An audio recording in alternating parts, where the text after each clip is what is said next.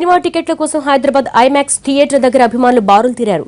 ఎల్లుండి మూవీ విడుదలవుతూ ఉండడంతో 5 రోజులకు సంబంధించిన టికెట్లు హాట్ కేకులు అమ్ముడుపోయాయి. దీంతో ఆన్లైన్లో టికెట్లు కొనే పరిస్థితి లేకపోవడంతో థియేటర్ దగ్గర ఉద్రిక్తత నెలకొంది. పోలీసులు థియేటర్ దగ్గరకు వచ్చి పరిస్థితిని అదుపు చేశారు.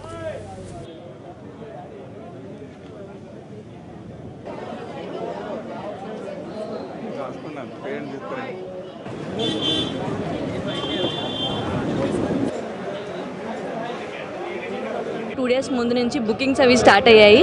సో అందరం ఫ్యాన్స్ అందరూ క్యూలో నుంచొని సినిమా కోసం వెయిట్ చేస్తున్నాం ఎప్పుడెప్పుడు వస్తుందని.